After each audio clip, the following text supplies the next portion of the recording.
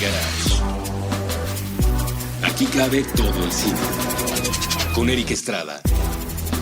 Nuevo cine mexicano. Puentes.me.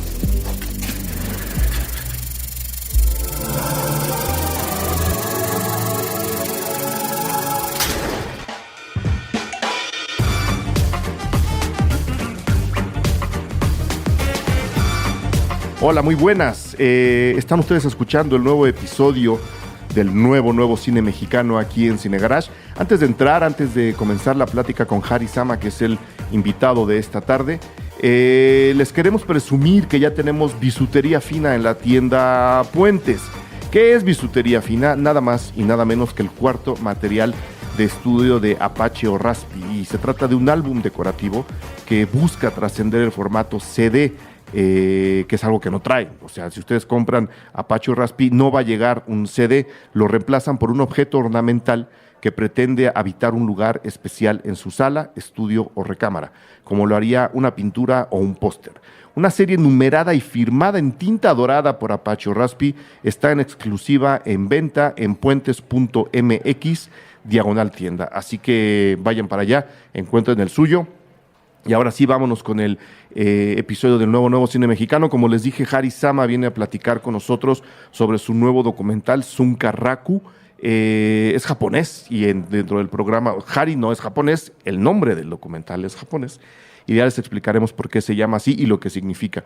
Un documental que se centra en la vida de Roberto Béjar Calderón, un personaje muy complicado, que poco a poco nos va mostrando el nuevo camino que tomó en la vida. De verdad, un relato bien interesante, bien sensible, que estrena este fin de semana en México, en varias ciudades. Entonces, atención, porque también vienen ahí los datos y los lugares en donde van a poder ver este de verdad muy bonito y emocionante documental llamado Sunkarraku. Entonces, vámonos para allá. Vamos a hablar con Harry Sama, el invitado de esta tarde y director de este documental. Vamos, directo con el episodio de esta tarde. Tengo enfrente de mí a un buen amigo con quien me he cruzado en distintas ocasiones, en distintas circunstancias, todas gratas, he de decirlo. Harry Sama está sentado frente a mí para presentar una nueva película y de verdad quiero darte las gracias por venir a platicar y darte la más cordial de las bienvenidas al estudio de Puentes y de Cine Garage. No, hombre, es un placer estar otra vez en Cine Garage contigo, querido Eric. Ya habías venido con Evaristo. Sí. Porque antes de entrar con la película, con Sunkarraku, ¿es Sunkarraku o Sunkarraku? Sunkarraku, que es japonés. Ahorita explicamos. Ok. Ahora explicamos el nombre de la película. Quiero que le expliques a la gente que no solamente haces, en este caso, documental, tienes ficciones, pero además haces cosas fuera del cine, que es la razón por la que viniste a platicar con Evaristo a otro programa. Exactamente, con Evaristo vinimos a hablar de un proyecto que se llama El Expediente Sama, que es como una especie de mezcla rara entre trip hop noventero con un poco de folk, con un poco de otra cosa, de indie, de otras cosas. Sí, yo volví a la música hace 4 años y nada, El Expediente Sama es el último proyecto en el que estamos trabajando. Muy felices, la verdad es que es un proyecto que va bien todo en popa y estamos muy contentos de estar de regreso en la música. ¿Les está yendo bien? Sí, ahí vamos. Entonces la gente, si tiene curiosidad de ver otras cosas que hagas fuera del cine, ¿en dónde te pueden encontrar? Cuestión de redes y eso. Sí, bueno, tenemos... El Expediente Sama está en todas las redes. De hecho, te traía el disco de regalo. Muchas gracias. El Expediente Sama está en todas las plataformas. Tenemos un EP subido de 4 rolas hasta ahora porque es un proyecto muy joven. En vida, digamos. Está evolucionando. Exactamente. Y todas nuestras redes son elexpedientesama.com, excepto Twitter, que es expedientesama. Expedientesama. Expedientesama, tal cual. Ajá. Muy bien. Pues ahí está, por si los quieren buscar, por si quieren escuchar esta otra parte de la expresión artística del buen Harry Sama, que ahora, repito, viene a presentarnos un documental, he de decir, extraño. Ok. Pero a la buena. O sea, es extraño a la buena. Como dijimos, el nombre es Sunkarraku, que no sé si quieres explicar ahora por qué se llama así, o conforme se vaya dando la plática lo vamos explicando, porque creo, y déjate lo comento, creo que es parte de lo extraño del documental. En realidad lo que estamos haciendo es entrar poco a poco a la psique, al espíritu y a la personalidad de Roberto Béjar Calderón. Correcto. Un hombre pues al que se le puede abarcar por muchos lados, ¿no? Yo creo que el sello más grande que dejó digamos, en la cultura popular mexicana está en el mundo de la publicidad, aunque él se dedicó a muchas más cosas. Pero empezamos un poco a entrar en su mente como en una especie de círculo muy grande, y luego nos vamos acercando, y él mismo se va quitando cosas de su vida, él mismo se va despojando de pesos que sabe que no tiene que cargar, y llegamos al final a una expresión mínima de un espíritu muy grande. Ya lo describiste perfecto. Creo que es eso. Y creo que Eso es. la definición del Zuncarracu, lo que hace del nombre de la película, llega en el momento indicado dentro del documental. Entonces, no sé si tú quieras contarle a la gente de una vez por qué se llama como se llama. Y si, como dices, de verdad lo hice también. Yo No, estaba... sí. Impresionante, la verdad. Me encontraste una lectura que, bueno, hemos estado un poco hablando de la peli. Ajá. Y hay otras formas de decir lo que tú acabas de decir, pero lo dijiste muy bien, porque además esta idea justo de quitarse pesos, a pesar de que son pesos bellísimos, ¿no? Sí, unos sí, otros no tanto. Unos sí, otros no tanto. Tuvo una juventud muy ruda. Sí.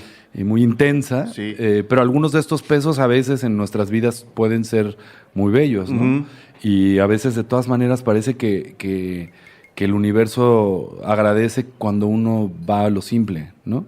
Como que parece que hay algo muy especial para todos nosotros. Y de eso va un poco la película tal cual. ¿Y por qué con Roberto Béjar? Sé que especialmente, y repito, para la gente que o ha estado vinculada al mundo de la publicidad o ha trabajado ahí, es un personaje conocido, ¿no?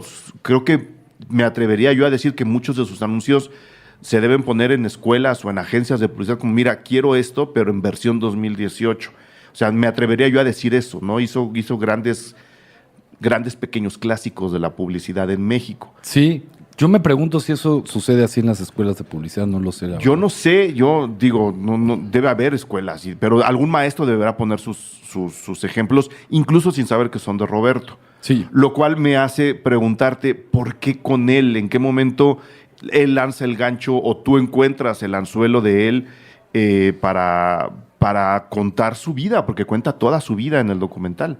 Sí, yo, bueno, partiendo de que fundamentalmente no soy un director documentalista, no es mi realidad en la vida, no es necesariamente mi ejercicio artístico. Aquí lo que me pasó es que me encontré con la historia, ¿no? He hecho dos documentales en mi vida, un largo que es este y un corto que es en relación a los estudiantes de Ayotzinapa, uno de los 43 desaparecidos. Y en ambos casos, pues como que la historia pidió ser contada, o al menos así yo lo veo, y pues tuve que enfrascarme en un género que no es mi género natural, ¿no? En el caso de Roberto, efectivamente yo trabajé en su casa productora, él tuvo una casa productora importante en México, y hace ya algunos años me tocó ser de sus jovencísimos directores. De hecho, curiosamente fui el primer director externo que él como contrató para trabajar en su productora, y desde entonces lo conozco, ¿no? Sin embargo, no fue sino hasta que tuve un accidente pues muy grave y muy importante en mi vida que me llevó a perder a mi hija, mi única hija en ese momento, razón por la cual después hice El sueño de Lu. Y en ese momento yo era estudiante de budismo, de un budismo que tiene un cuerpo de enseñanzas, digamos, como muy sofisticado y muy exuberante, dentro de las cuales hay un libro que habla de manera muy detallada del proceso del morir, con el cual no me identifiqué para nada. En el momento en que mi hija muere, me siento absolutamente desidentificado con esa enseñanza y me voy a buscar algo. Sentía una enorme necesidad de encontrarme una práctica como muy simple y desnudísima, ¿no? Uh-huh. Y pues los japoneses justo tienen eso. Es ¿no? eso, sí. Y yo sabía que Roberto tenía este lugar, ya había ido de turista a comer y así, ¿no? Y entonces me le acerqué y intuía que ahí había algo para mí. Le dije, oye, Roberto, tú ¿me darías clases de esta cosa que practicas? Yo ni sabía que él ya tenía permiso, porque ya ves que Sí. todo el arte marcial y Sí. tal, siempre hay que tener el permiso. Él ya tenía el permiso de ser maestro, yo no tenía la más remota idea de eso. Sin embargo, se lo pregunté y de esa manera me convertí en el primer alumno de ceremonia de té de Roberto. Entonces, durante 2 años subo todos los lunes a la Jusco, disciplinadísimamente, a aprender a doblar pañuelitos, a entender cómo se toman los palillos que hay de varios tamaños ya para la ceremonia de té, cómo se camina en un tatami. Pues cosas súper básicas realmente que me mantuvieron la mente ocupada y que me fueron abriendo el mundo de Roberto y el mundo de estas casas.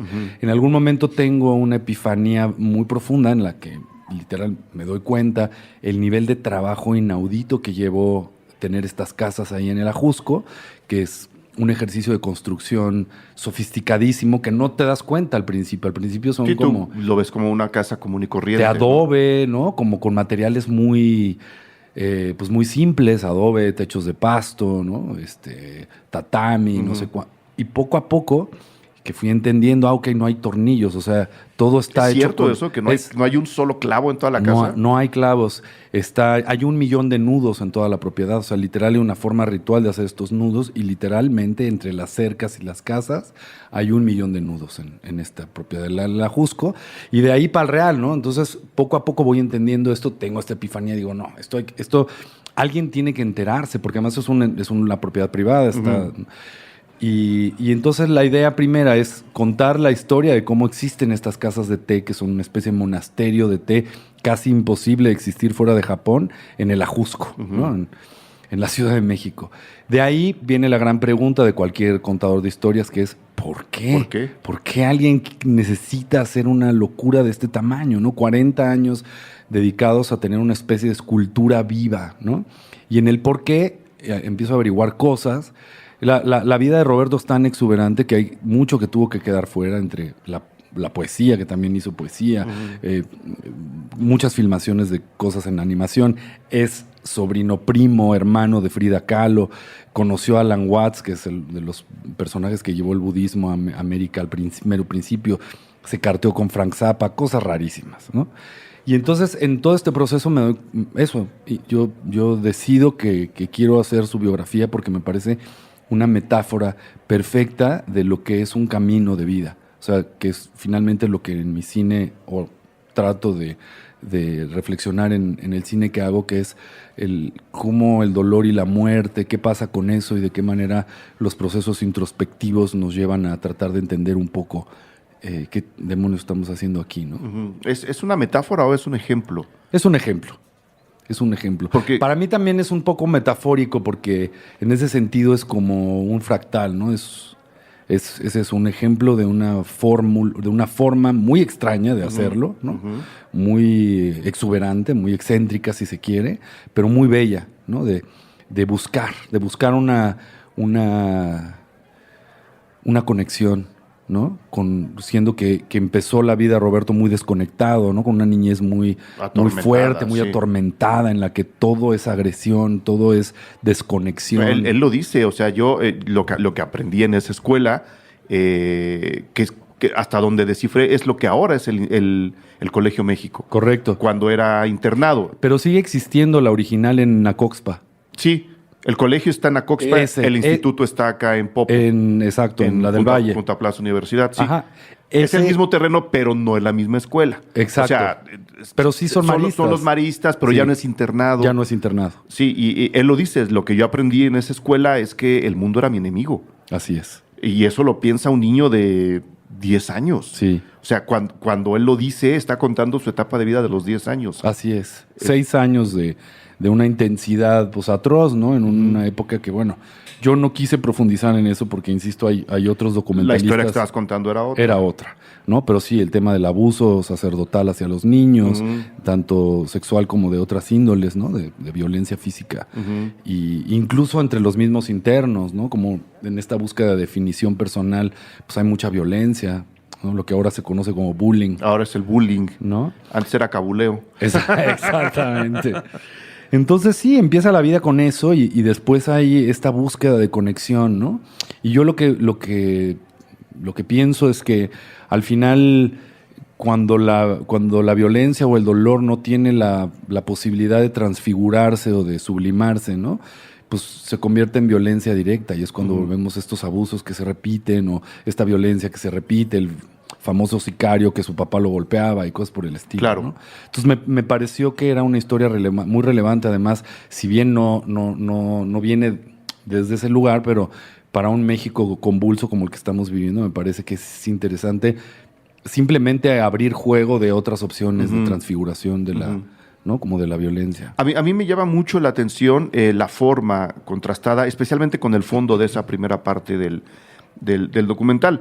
Él está contando cosas durísimas, muy, muy violentas, y sin embargo la forma nos dice, espera, ¿no? Es como muy dulce la manera de envolver esta pequeña tormenta que fue la infancia de Roberto. ¿Era esto para conducirnos al final o estabas tratando justo de que no predominara ese fondo tormentoso en lo que querías contar, o estoy equivocado a la hora de leer una forma mucho más dulce de lo que él está contando? No, yo creo que a lo mejor sí se puede leer como una forma dulce. Yo lo que más bien trato siempre es como de ver a mis personajes con mucha compasión y sin juzgar, ¿no?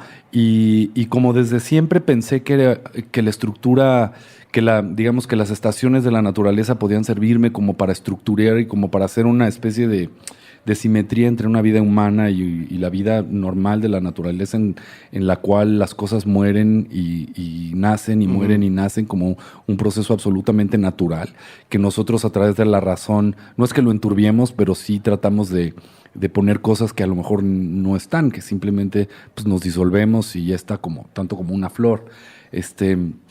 A nivel físico, pues, por lo menos, ¿no? Sí. Y entonces la estructura en ese momento, pues lo que pedía era eso. Estamos en el invierno, es el proceso en el que las cosas mueren y de alguna manera la naturaleza se torna, si bien muy hermosa, pues es como hermosa desde un lugar muy árido y muy áspero, ¿no? Entonces, como que siempre pensé no necesariamente en suavizar, sino más bien en hacer una especie de analogía con los procesos de la naturaleza y de siempre obligar, no sé si es la palabra correcta, al espectador de estar sentado y permitirle algo que hoy por hoy es casi imposible pedirnos a la gente de los medios urbanos, ¿no? Que es, deja tantito tu celular y ve cómo es el invierno en el Ajusco, ¿no? Claro. Y siéntate a ver una ceremonia de té y vamos a jugar a esto, ¿no? Juntos vamos a tratar de tener un pedacito de presente y ya. ¿Qué tanto quería contar Roberto de este proceso que, repito, es mucho más complicado de lo que parece, ¿no? Dejar no es tan sencillo como decirlo. Y contar lo que él cuenta debe llevar años de reflexión y de autorreflexión para poderlo decir enfrente de una cámara sabiendo que lo van a ver miles y miles y miles de personas. Sí. Yo creo que hay una ventaja que hubo es que cuando él, dentro de sus búsquedas, como tú ya viste en el documental, está la música antigua y él se entrega al clavecín de una manera como incluso muy desbordada, ¿no? Como muy de una intensidad así. Cuenta ahí cómo tapeaba las ventanas para no saber cuándo era día y cuándo era noche y poder estudiar y estudiar y estudiar hasta tocar cosas de Bach que hacía unas velocidades absurdas, ¿no? Incluso absurdas, o sea, que ya ni musicales. Sí, no, ¿no? Él lo dice, ya era más circo que música. ¿No? Que música, ¿no?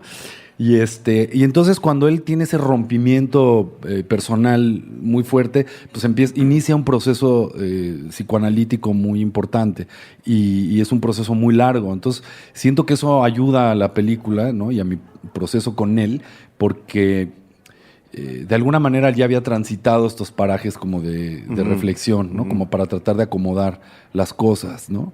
Ahora, no es lo mismo prender una cámara. Yo lo acabo de vivir con una peli que acabo de terminar de filmar, de asuntos míos de mi adolescencia y demás, que pensé que estaban muy bien acomodados, pero cuando de repente está todo en tercera dimensión, claro, se vuelve una gestalt brutal, ¿no? Y creo que a él le pasa un poco esto. O sea, empieza con la cámara enfrente a volver a transitar estos territorios medio escabrosos y pues claro que hay una catarsis, ¿no? Y claro que empiezan a suceder cosas fuertes y sin embargo nuestra relación dio para la confianza y que él supiera que yo iba a tratar su historia con mucho amor y mucha compasión siempre, ¿no?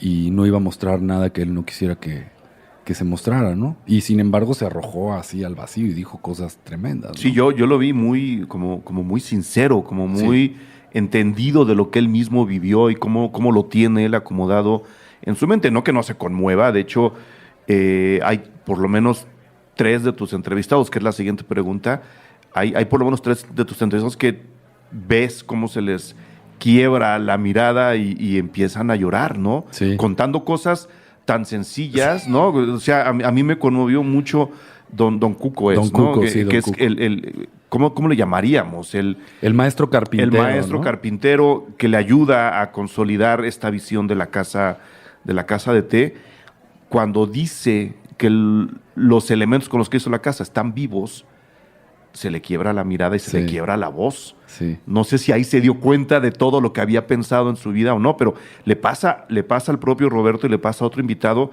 Es un documental muy emotivo para la gente que está contando las cosas.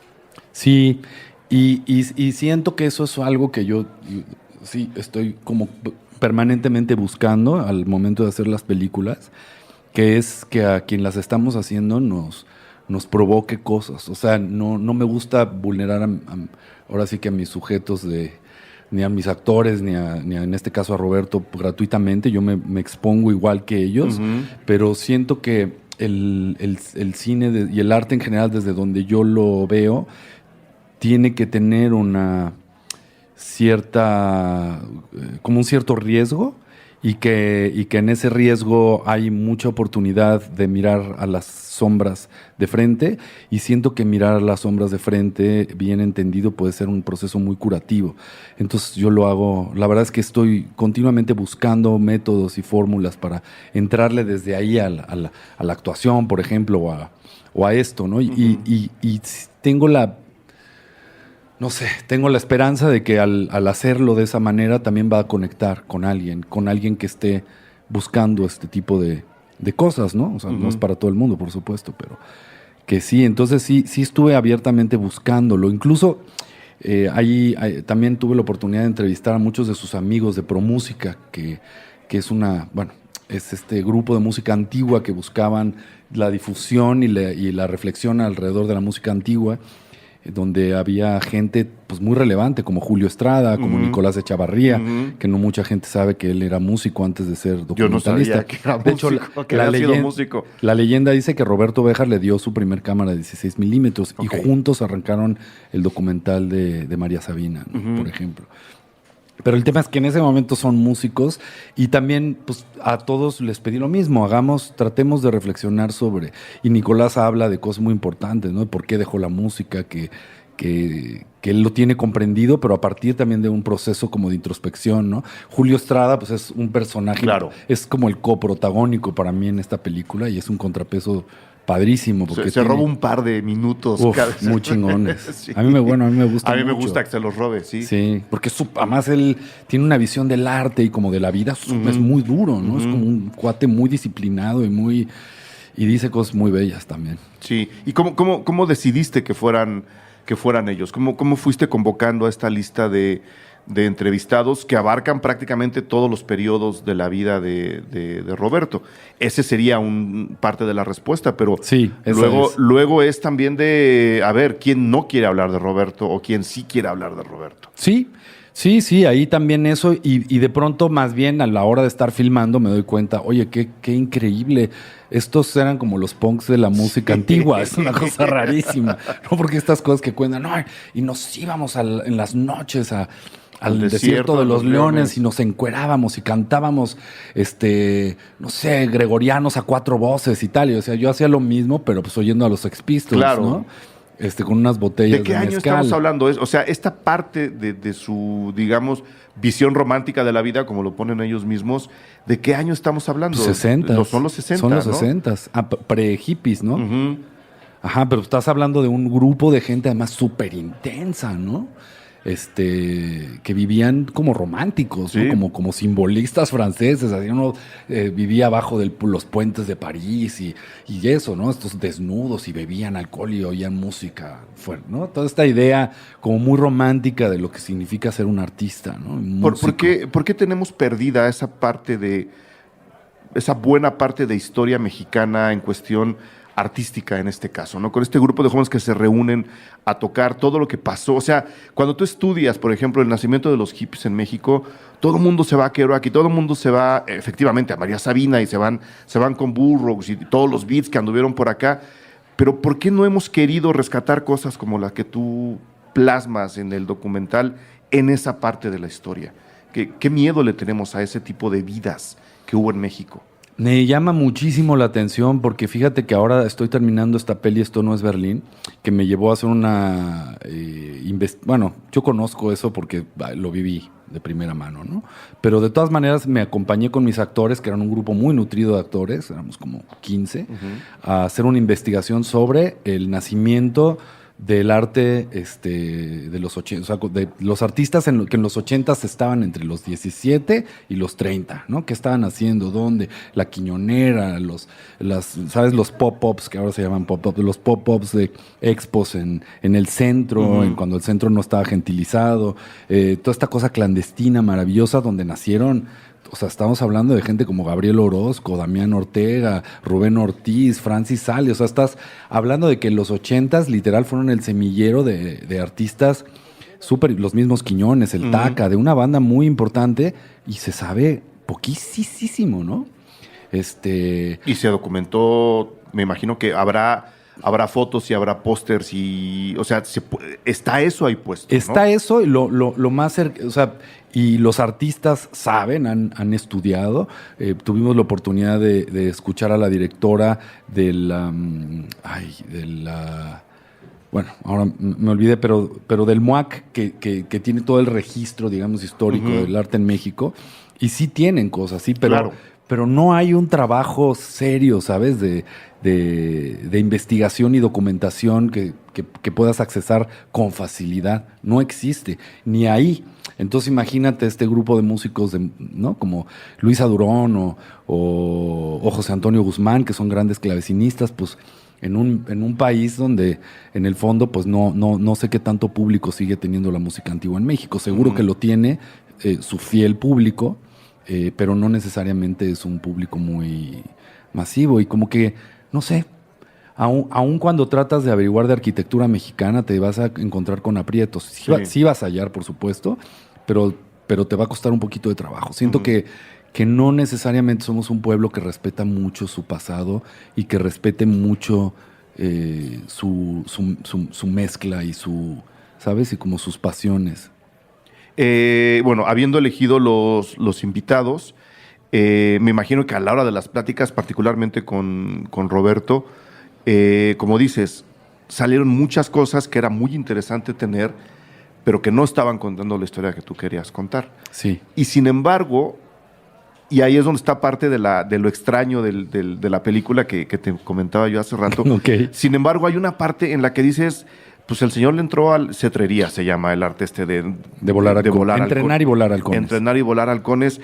Entra esta parte súper extravagante, especialmente hablando de alguien que vive en la Ciudad de México y que decide irse de la Ciudad de México a la Jusco, pero decide irse para poder ejecutar esta inquietud que yo no alcancé o sea, yo decía, ¿de dónde? ¿Por qué? Hasta el plano final, que ahorita hablamos del plano final. Okay. Pero, ¿por qué esa parte sí entra y las cartas con Frank Zappa no, por ejemplo? Pues hay mucho de intuitivo, siento que en estos procesos, ¿no? O sea, en un momento claro que lo traté de acomodar y traté de darle sentido, pero no sé, o sea, como que me fui por los intereses que en donde realmente se volcó de manera profunda, ¿no? Entonces, hablar ya de su despertar sexual en el San Francisco de los 60s, donde conoció a toda esta banda, que te decía, pues sentí que sí estaba padre y que era interesante, pero que no nos ayudaba a entender el camino a nivel profundo, ¿no? O sea, como que había así que tomar ciertas decisiones a veces un poco duras, ¿no? Como para centrarse en contar esta historia tal como la ves ahora en en el documental. Y es verdad que es extraño porque justo tiene todas estas como vertientes muy curiosas, ¿no? Y además hay que decir que la cetrería, para cuando Roberto empieza a hacer cetrería en México, está muerta. No hay cetrería en México. O sea, él, después de, como lo dice uno de sus alumnos más fieles de cetrería, para cuando Roberto empieza, no se había hecho cetrería en México desde el virreinato. Es Roberto Béjar quien la resucita, digamos, ¿no? Y que sí, es como un arte medieval muy, muy peculiar, ¿no? Y de ahí lo vas ligando hacia el final, que te digo, eso voy a rescatarlo conforme camine esta segunda parte de la entrevista, pero un poco para despertar la curiosidad a la gente que no tenga ubicado a Roberto y que lo va a conocer muy bien a través del documental, decirles que otras partes quedaron fuera. O sea, todo este despertar sexual, que era hasta cierto punto típico de la clase media mexicana, pero tampoco era tan común irse a Estados Unidos y pasarse ya meses y meses y meses y luego volver. ¿Qué otras partes tuviste que dejar fuera de lo que él te contó o de lo que tú ya sabías? Pues eso sobre todo lo tengo como más claro, y también la relación con Frida Kahlo, ¿no? O sea, siendo que su madre es era prima hermana de Frida Kahlo, y que su abuela y su tía, que son quienes realmente son mamá y papá de Roberto, porque él, pues sí, vive en un abandono de madre y padre, a pesar de que ambos están vivos y están ahí, pero absolutamente abandonado, ¿no? Ellas, pues, di cuenta a él que la abuela lo dejaba con Frida Kahlo, y entonces, sí, le decía, ay, Friducha, voy al mercado, y se iba a jugar cartas mientras él estaba con Frida Kahlo ahí. Y claro que era muy atractiva la idea de una película mexicana donde apareciera Frida Kahlo de manera muy orgánica y demás, pero pues lo mismo, sentí que no correspondía a la historia que estábamos contando. Y esa historia, siendo la de Roberto, es porque le voy a contar rápidamente a la gente, en todo esto que hemos platicado, todo nos va llevando poco a poco a la idea de Roberto de, bueno, primero encontrarse con lo que es una casa de té y luego decidirse a construirla. Exacto. Pero dentro de la casa tiene que haber una ceremonia del té, si no, no tiene ningún sentido tener una casa de té. Exacto. ¿Ok? ¿De quién es la historia? ¿De Roberto, de la casa o de la ceremonia? Pienso que realmente acaba siendo o sea, como la historia de este. Yo creo que al principio lo dijiste muy bien. Te lo digo no por mal, sino porque una empuja a la otra. Sí. Es que al final es eso, la convergencia de las tres un poco, porque él cuando se va desnudando, digamos, simbólicamente de todo lo que sobra en su vida, y se acaba centrando completamente en la ceremonia de té, que además él tiene, o sea, la verdad es que Roberto además tiene una mente de ingeniero muy peculiar, ¿no? Él tiene una forma de mirar las cosas como eso, como de inventor. Y entonces toda esta parte de ingeniería es la que lo lleva a las casas de té. Eso es lo que es muy raro. Y él lo decía hace rato como, es que yo compré un coche o hice un coche sin saber manejar. Entonces ya teniendo el coche, ahora claro. ¿Y ahora qué se hace con esto, no? ¿Cómo lo habitas y qué sentido tiene? Y entonces cuando empieza a buscar la manera de aprender ceremonia de té, y una vez que la encuentra, una vez que entiende de qué va la ceremonia de té, todo lo demás desaparece. Y se pierde. Se pierde. ¿No? Se pierde evapora, o se impregna, ¿no? Sí. Está impregnado todo de quién es, de su sabor, pero al final está ya su vida, lleva una buena cantidad de años centrada ya de manera completa en la ceremonia de té y en ser alguien que habita esa persona. ¿Cómo fue trabajar con él? ¿En qué periodo de su vida estaba cuando tú trabajaste con él? Que debe ser muy distinta a la que está viviendo ahora.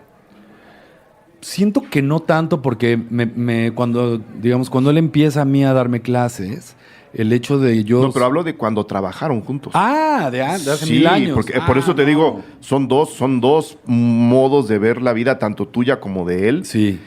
¿Cómo fue trabajar con él? Trabajar, no hacer el documental, sino estar bajo sus órdenes.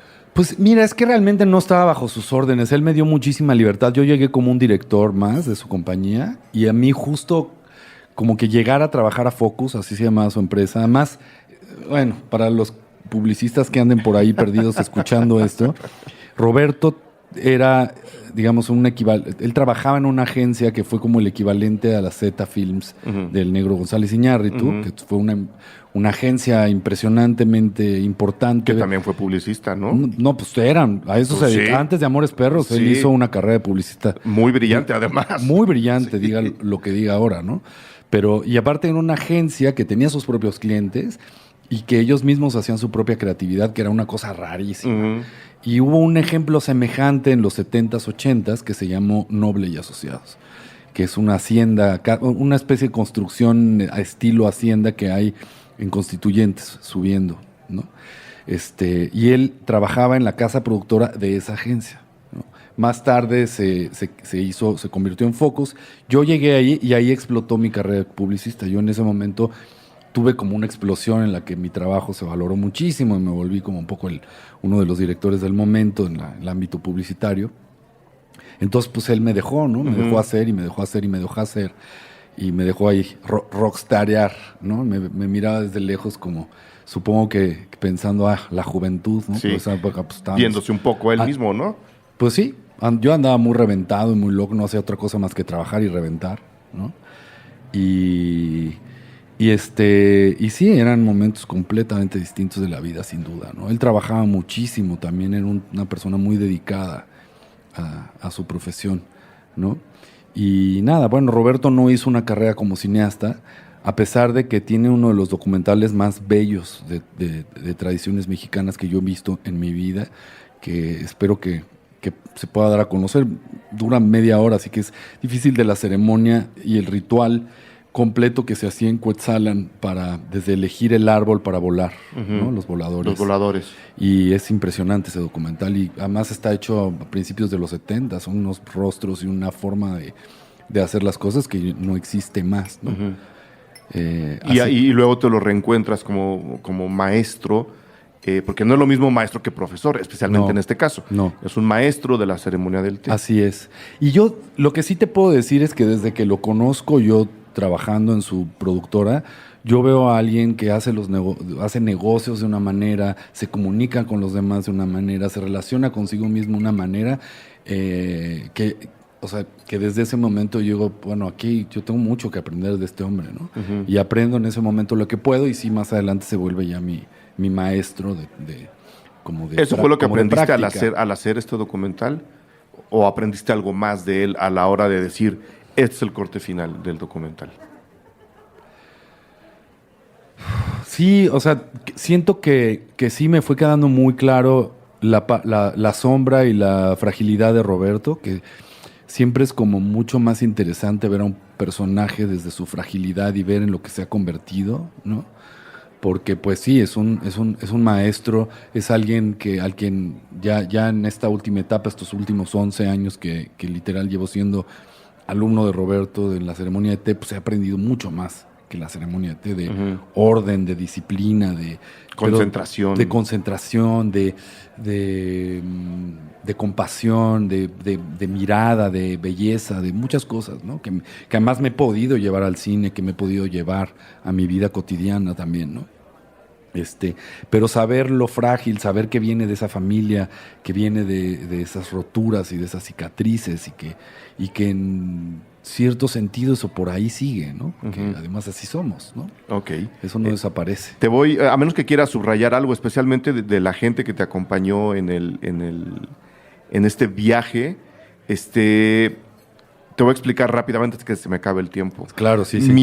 El salto que pude dar entre el capítulo de la cetrería y el capítulo de la ceremonia del té, que, como dices, tiene lo indispensable, no le debe sobrar ningún elemento, no debe faltarle tampoco ninguno, debe ser un balance total entre lo que se ve, lo que se escucha, lo que se prueba, y, o sea, está todo medidito, ¿no?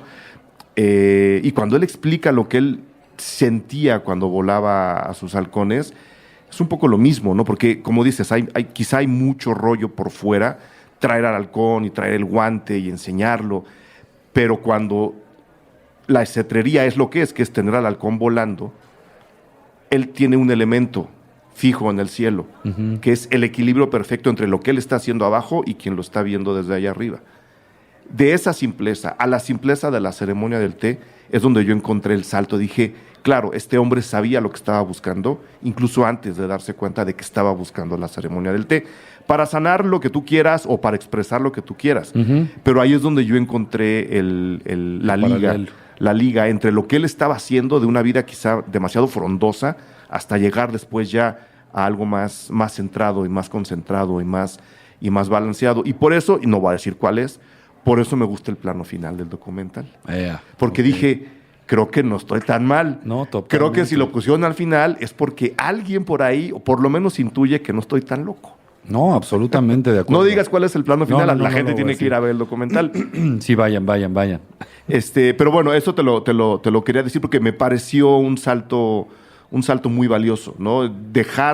Te lo digo porque habla de alguien que está sintiendo una conexión muy cercana con quien está contando las cosas. Entonces, cuando tú decides poner los capítulos en ese orden, cerrar con ese plano y conducirnos todos a la ceremonia del té, dije, claro, a nosotros también nos están pidiendo que nos vayamos olvidando de todo lo que él nos ha venido contando. Ya lo conocemos, pero a lo que vamos está dentro de esa casa y dentro de esa casa está dentro de esa última habitación en donde están los 2 tatamis, ¿no? Así es, Entonces, eso te lo quería decir. No, qué padre, sí, absolutamente. ¿A quién quieres presumir que deberías presumir a todos dentro del documental, del cuerpo técnico? Híjole, pues mira, tuve la enorme fortuna de que como el documental tardó muchos años en filmarse, ¿no? Y fueron procesos cortos de que de repente un año tenía 3 semanas de trabajo ¿no? Como regados a lo largo del año. Y luego el siguiente año, pues tuve la ventaja inmensa de trabajar con muchísimos fotógrafos, desde María Seco, que admiradísima, Miguel López también admirados, Los Casillas, Jerónimo Denti, muchísima gente, muchísimos fotógrafos increíbles trabajaron en la película y estoy muy agradecido por eso. El sonido es algo que muy particularmente me gusta de esta película. Quería que lo hiciera Lena Eskenazi, y se pudo, ¿no? Ella ha hecho trabajo en otros documentales muy sensible y muy profundo, y a mí me interesaba mucho que el sonido fuera muy envolvente, porque te digo que siempre pensé también en, de alguna manera, obligar al espectador o invitar al espectador ya estando en su silla a contemplar, y para eso quería que digamos que los jardines te envolvieran, ¿no? Y que la ceremonia, alguien que entendiera la delicadeza de los sonidos dentro de la ceremonia. Sí. Luego, a través de un taller de Berta Navarro, tuve el privilegio de encontrarme con un colombiano completamente loco y maravilloso, del que nos hermanamos inmediatamente porque éramos literalmente los 2 outsiders del taller nos veían muy raro, y yo creo que dijeron, junten esos 2 par de locos que no hablan con negro, y que no hablan con nadie, júntenlos, y efectivamente nos volvimos hermanitos, y hizo un trabajo con la música también que me gusta mucho. Ahora él, fíjate tú, se fue a vivir a Nepal, lleva 4 años y medio viviendo en Nepal, renunció a todo. ¿A todo? Sí, vive en un pueblitito cerca de Katmandú. Y ya ha hecho una vida pues sencilla, ¿no? Pues sí. Toca en el templo y pesca. Muy bien, qué envidia. ¿Dónde se puede ver el documental? Lo había anunciado en Cinépolis como próximo estreno. Sí, de hecho, pues sí, está en una decente cantidad de salas para mí, que es cosa pequeñita, pues por supuesto. Entonces, mira, estamos obviamente Cineteca Nacional, Cine Tonalá, todo el famoso circuito cultural que le llaman, ¿no? Me imagino estar en la Casa del Cine también. Está en la Casa del Cine, está en el IFAL, pero sí pescamos el Cinépolis Interlomas, Cinemex Reforma, Cinemex Insurgentes, Cine Morelos, que siempre es un gran apoyador nuestro, Cineteca Nuevo León, Cineteca Zacatecas, la de Aguascalientes, y en San Cristóbal de las Casas estará en el Kinoki. Así que bueno, es un estreno pequeño, pero que con el favor de ustedes puede permanecer, porque pues algunos de estos cines permiten que las películas permanezcan más allá tiempo, más allá del famoso primer fin de semana. Pues sí, sin embargo, sí, claro, las salas comerciales dependemos mucho de que ustedes nos vengan a ver este fin de semana. Sí, ¿no? ¿Cómo le ha ido en festivales, Jari, al documental? ¿Qué te ha dicho la gente? Tengo aquí la lista. Estuvo en Morelia en 2015, hace... Sí, quizá Morelia fue el más relevante. Yo tengo por ahí, supe, pero no lo sé porque no he tenido el contacto directo, aunque sí me gustaría mucho tenerlo porque además soy fanático suyo, que Nicolas Philibert era jurado ese año y me han dicho que le gustó mucho la película. Esa fue información que me pasaron directamente los franceses. Y eso me llena de mucho orgullo porque soy fanático del trabajo de él, porque encuentro un paralelo en esta sensibilidad y en la delicadeza de su cine. Y en general nos fue muy bien en Morelia. El documental todavía estuvo bajo el paraguas de mucha ignorancia de mi parte, que ahora hemos ido tratando de subsanar, de cómo mover las películas en festivales, que es toda una ciencia, ¿no? Sí. Y no tuvo una vida tan afortunada como quizás me hubiera gustado, pero sí sus viajecitos muy, muy buenos. Y ahora lo que a mí me interesa más es esto, ¿no? Que encuentre su público y que la gente se deje que encuentre el público natural, que es el mexicano, ¿no? Así es. Y que la gente vaya y lo vea y opine sobre él, que yo creo que es la invitación que hay que hacer. Por eso también procuré no platicar tanto de la información que ya está en el documental. Quiero que la gente vaya y se enfrente a este personaje así, al desnudo. Sí. ¿No? Sin saber nada de él y sin saber cómo se veía de joven, que además hay una transformación física brutal. Sí. Yo de repente yo veía fotos y decía, ¿quién es él? Él tomó la foto, porque él no está en la foto. O sea, que es otra cosa impresionante de su transformación. Físicamente también se deshizo de muchas cosas. Sí. Es impresionante. Entonces, bueno, ojalá la curiosidad esté despierta. Harry, te deseo toda la suerte del mundo. Muchísimas gracias. No lo dijimos. ¿Decimos el significado o no lo decimos? Sí, porque de hecho está... Se nos fue. Es como parte del título, de hecho. Para mí sí era importante porque por justamente esta tendencia humanista que tiene el documental. Y el significado es un carraco, es alegría evanescente. Uh-huh. Y bueno, hay maneras de leerlo. Una es, claro, por supuesto, esta alegría que, como sabemos, dura entre nuestras manos un instante, se desvanece y al rato volverá a aparecer. O decía un amigo nuestro muy sabio que a lo mejor la alegría siempre está ahí y depende de cómo vemos nosotros el instante a instante la posibilidad de recuperar esa alegría, ¿no? Muy bien, pues ahí está la invitación para ver Zuncarracu, el documental de Harry Sama, que estrena este 18 de mayo. Así es. Es decir, nos estamos grabando un lunes, el programa se estrena el miércoles, pasado mañana ya está en cines. Así es. Okay. Estamos ya muy cerquita. Vengan. Vayan, la verdad no se van a arrepentir. Si algo se está haciendo bien en este país, es cine. Y si algo del cine se está haciendo bien en este país, es documental. Así lo voy a poner. Muchas felicidades, Harry. Muchísimas gracias. Muchísimas Siempre suerte. Es un gustazo estar por aquí, de verdad. Ya sabes dónde estamos. Gracias. Muchas gracias.